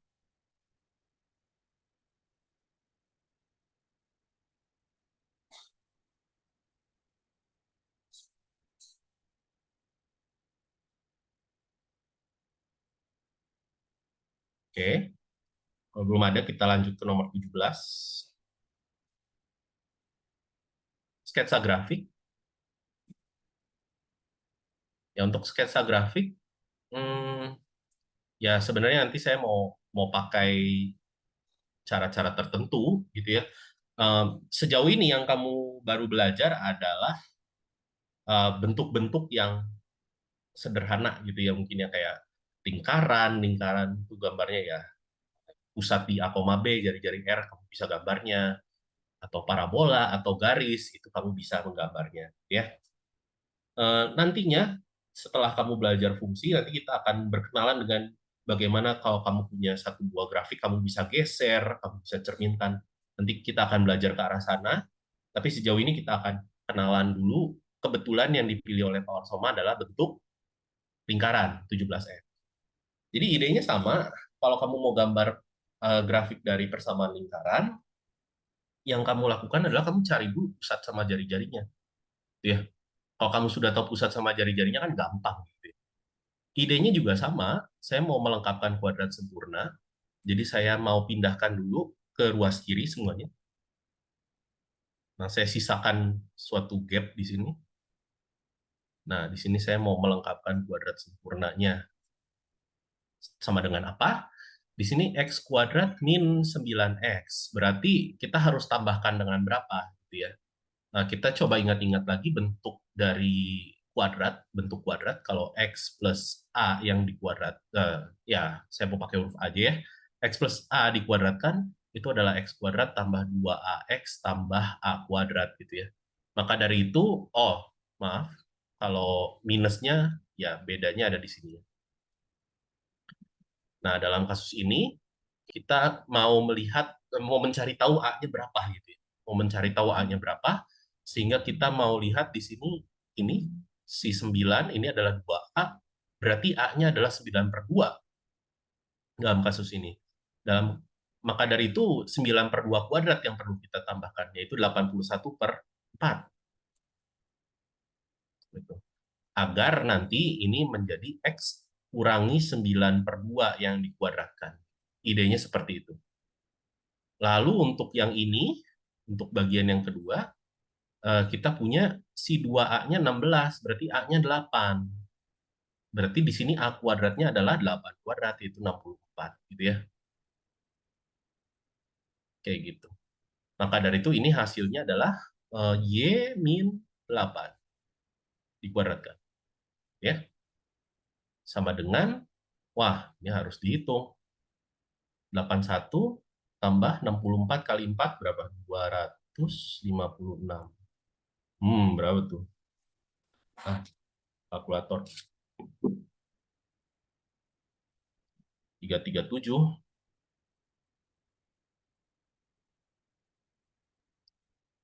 Ginikah? Semoga benar ya. Jadi kita punya persamaan lingkaran X dikurangi 9/2 dikuadratkan ditambah Y kurang 8 dikuadratkan sama dengan akar 337/2. Nah, ya saya nggak tahu ini berapa ya. Ya, anggapannya sedang ujian, tidak tahu, tidak boleh pakai kalkulator. Ya, suruh sketsa doang ya, jadi kira-kira aja gitu. kira-kira aja. Si akar 337 itu kan lebih besar dari berapa tuh? Kuadrat paling dekat berapa sih? Akar 337 yang paling dekat 18 kuadrat. sekitar 18 kuadrat tuh berapa? 324. 324 ya. Berarti akar 337 harusnya lebih besar dari 18 gitu ya, dugaan kita ya. 18 dibagi 2 di sini berarti akar 337 bagi 2 lebih besar dari 18 per 2 yang adalah 9. Berarti dia lebih besar dari 9. Jadi kalau misalkan saya ngira-ngira ngegambarnya, ini cuma sketsa ya, tidak sesuai skala ya. Jelek Bentar. Saya mau sketsanya juga rada-rada masuk akal. Ini dia di kuadran 1 ya harusnya. Ya di kuadran 1. 8. Di kuadran 1 titik pusatnya itu ada di sini 9/2, 8-nya di sinilah kira-kira. Dan harusnya si lingkarannya melewati sumbu X juga dan melewati sumbu Y juga karena dia kan jari-jarinya lebih dari 9 gitu ya. Lebih dari 9. Ya kira-kira aja lah. Gambarnya gimana nih? Ya ini kalau saya bablasin ke atas, ya ini nanti ke atas gitu ya. Kira-kira kayak gitulah lingkarannya. Jadi yang bisa kita duga lingkarannya itu ya jari-jarinya akar 337/2 dan itu lebih besar dari 8 dan lebih besar dari 9/2. Maka dari itu dia akan memotong sumbu Y dan dia akan tembus gitu ya ke bawah sumbu X, dia akan tembus juga ke sebelah kirinya sumbu Y. Dan ini nggak masalah ya, nggak harus spesifik, nggak harus detail ya. Karena di sini yang permintaan yang diinginkan adalah sketsa. Ini bukan lingkaran sepotong, ini harusnya nyambung ke atas, cuman saya nggak mau ngebentur sama hitungannya. Takutnya jadi nggak bisa dibaca. Sebenarnya ini lingkarannya harusnya satu lingkaran penuh ya. Begitu. Itu nomor 17.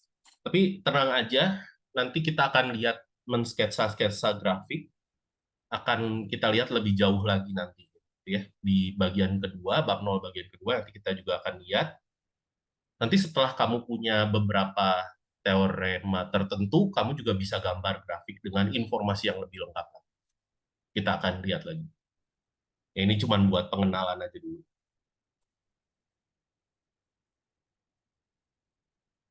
Oke. Ya, sekarang kita lihat nomor 18. 18 juga masih terkait sketsa grafik. Cuma sekarang kita ingin menentukan titik potongnya dulu. Titik potongnya sendiri itu bisa ditentukan dengan cara ya kita samakan bersamaannya gitu ya. Mungkin idenya seperti itu. Kita mau lihat nomor 18B.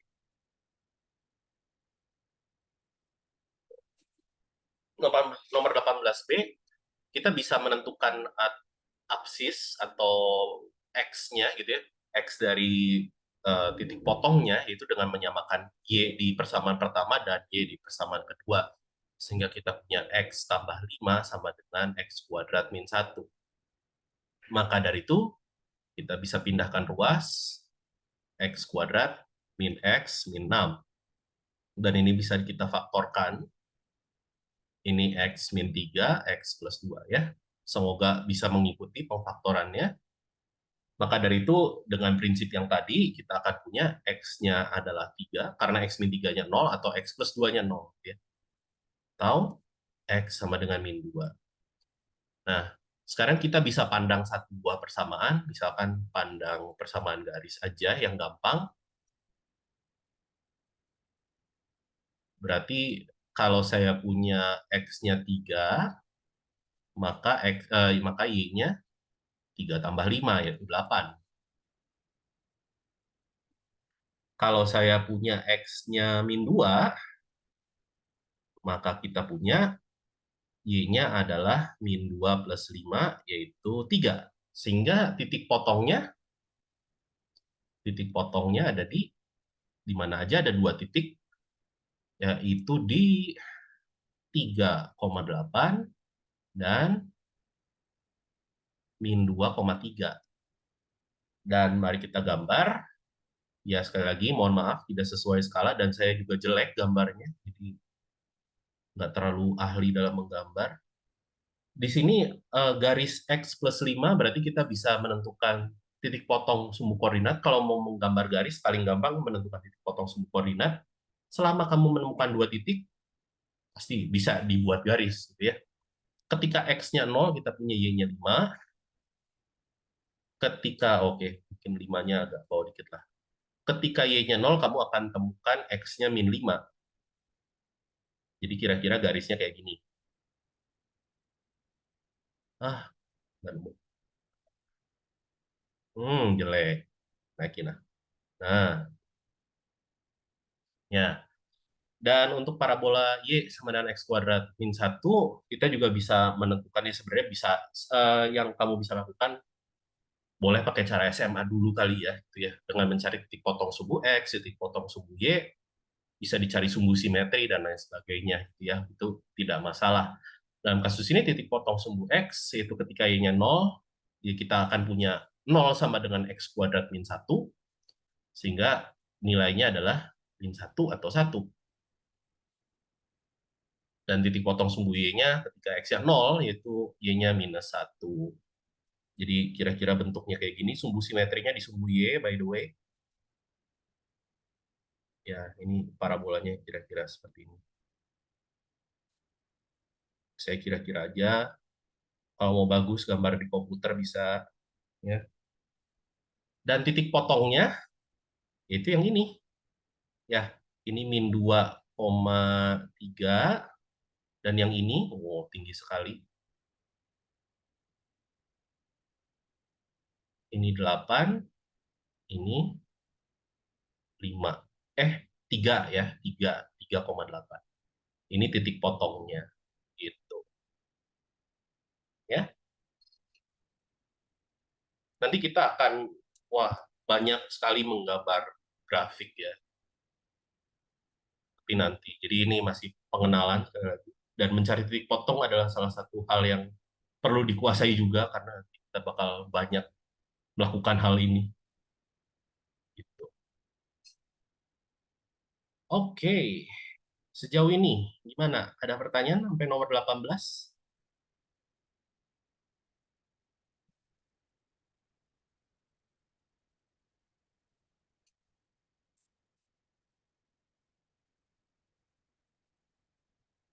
Nggak ada?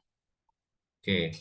Nah, setelah ini sebenarnya target saya sampai nomor 18, tapi karena masih ada waktu biar minggu depannya bisa beres lebih cepat, saya mau nyicil ya. Jadi saya mau nyicil, mau membahas pertidaksamaan. Nah, pertidaksamaannya kita mulai dari nomor Bob ya.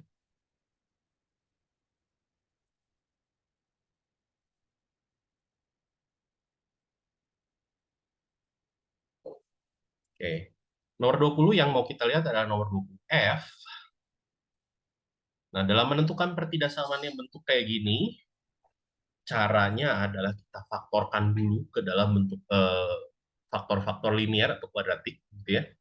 Baru kita tentukan tanda dari masing-masing sukunya. Biasanya kita pakai garis bilangan atau gimana, bebas, gitu ya.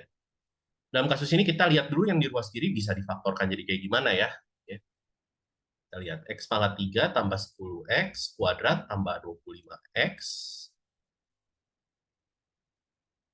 Ini ada X semua, kita bisa faktorkan X-nya keluar. Jadi kita punya X dikali X kuadrat tambah 10X tambah 25. Dan ekspresi ini merupakan bentuk kuadrat sempurna, yaitu X dikali X plus 5 yang dikuadratkan. Ya. Dan berarti pertidaksamaan yang F ini sama saja dengan saya menuliskannya sebagai X dikali X plus 5 yang dikuadratkan lebih besar sama dengan 0. Tapi dalam kasus ini, kita bisa lihat, ya mungkin kita lakukan cara prosedur yang biasa aja. Jadi yang kita lakukan adalah kita lihat pembuat nolnya siapa aja. Dalam kasus ini pembuat nolnya adalah ini, X sama dengan 0, dan X sama dengan minus 5. Dan biasanya kita bisa tandai dengan lingkaran penuh karena di sini pertidaksamanya mengandung tanda sama dengan. Ya. Tergantung sih power sama biasa pakai tanda kayak gimana. Apakah sama atau beda? Ya nanti kalau beda kasih tahu aja. Nah, selanjutnya kita ingin menentukan tandanya di tiga bagian ini karena si pembuat nol ini membagi garis bilangan menjadi tiga buah daerah yang berbeda. Dalam kasus ini biasanya kalau pakai trik zaman-zaman SMA kita mau melihat dengan cara kita pilih X nilai berapapun, kita menguji nilai untuk X bilang berapapun, yang penting tidak di pembuat nolnya. Misalkan kamu mau milih X-nya yang gampang dihitung aja, X-nya 1 gitu, kita bisa lihat di bagian sini, di ruas kirinya. Jika X-nya 1, kita akan punya 1, ini X dikali X plus 5 yang dikuadratkan adalah 1 dikali 1 tambah 5 dikuadratkan. Ini sudah jelas positif. Saya tidak perlu ngitung nilainya berapa, yang saya mau tahu tandanya. Nah, 1 ada di mana? 1 di sebelah kanan, 0. Ya. Nah, selanjutnya kamu bisa melakukan hal yang sama untuk daerah yang lainnya. Namun dalam kasus ini kalau faktornya adalah pangkat ganjil, kita bisa langsung ubah tandanya jadi negatif. Namun di sini ada faktor pangkat genap, maka tanda tidak akan berubah. Ya, tanda akan tetap. Lalu yang mau kita ambil adalah yang lebih besar dari 0. Ya. Jadi yang ambil yang positif. Maka dari itu, jadi himpunan penyelesaiannya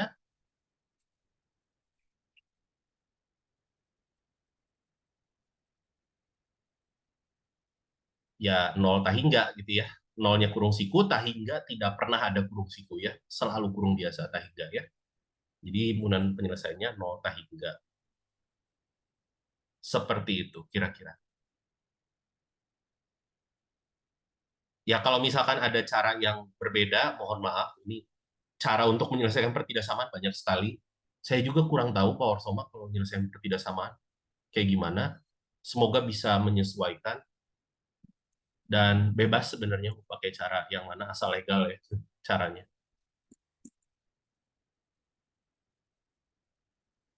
Begitu, ini pertidaksamaan yang bentuk polinom-polinom ya, pangkat 2, pangkat 3, pangkat sekian, dan lain sebagainya. Ada pertanyaan dulu atau ada komentar mungkin? Ini beda sama Power Soma caranya atau gimana? Silakan, boleh ditanyain aja.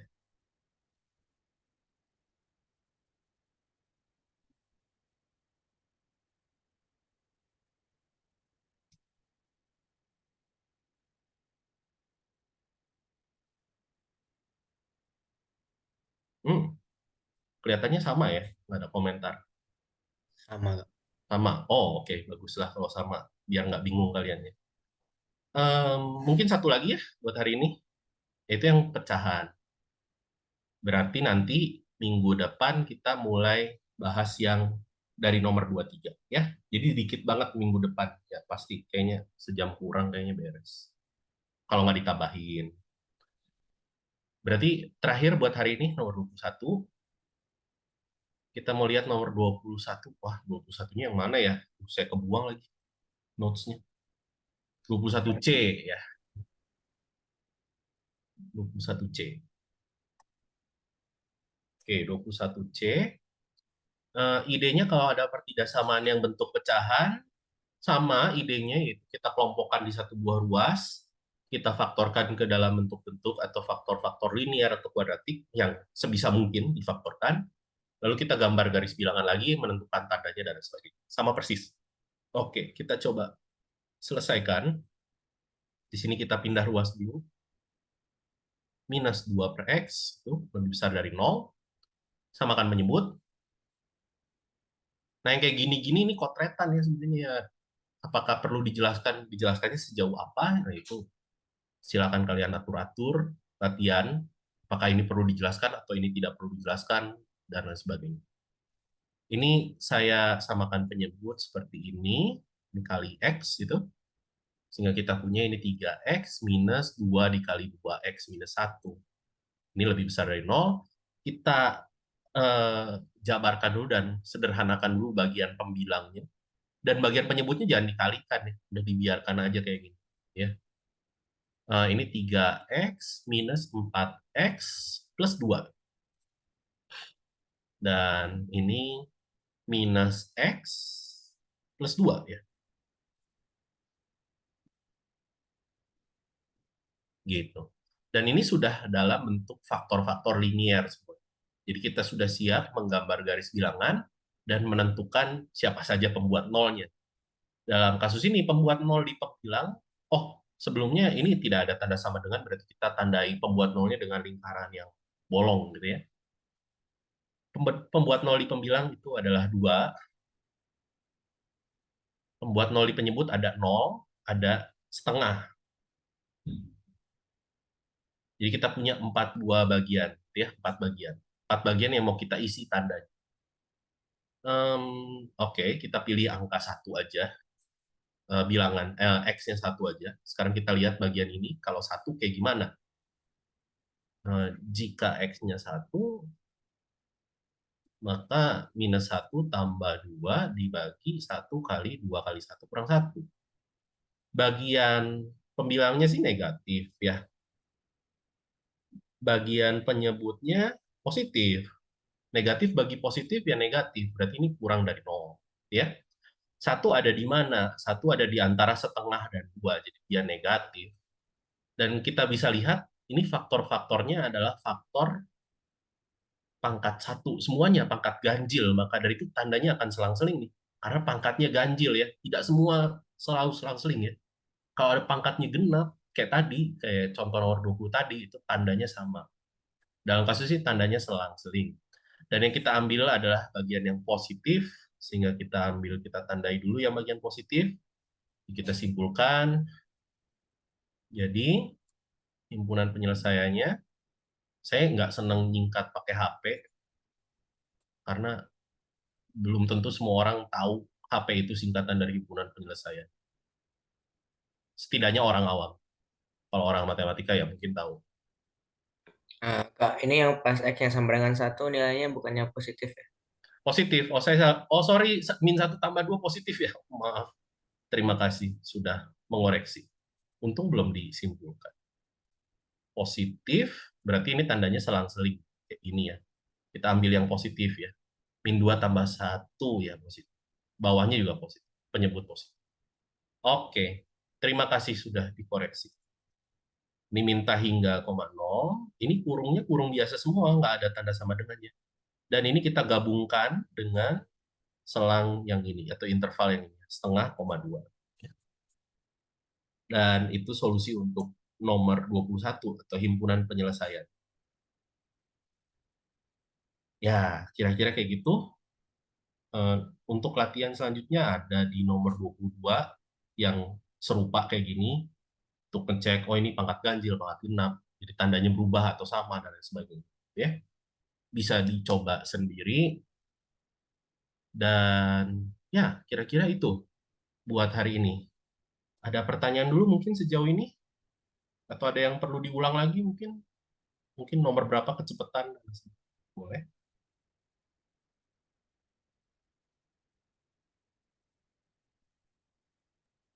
Kak, mohon maaf mau tanya.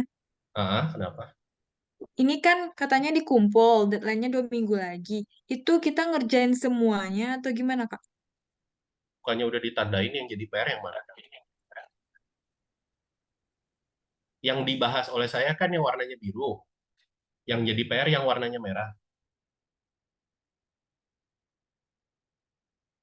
Oh ya udah Kak, makasih.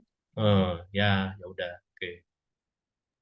Robi, Ya, ini nanti catatannya tuh dikasih juga nggak ya Pak? Kayak Pak Warso kemarin dikasih waktu tutor minggu lalu. nggak mau ah. Saya nggak mau ngasih. Nonton aja di videonya. Kalau saya nggak mau ngasih. Takutnya disalahgunakan. Baik Kak. Oke. Ada pertanyaan lain?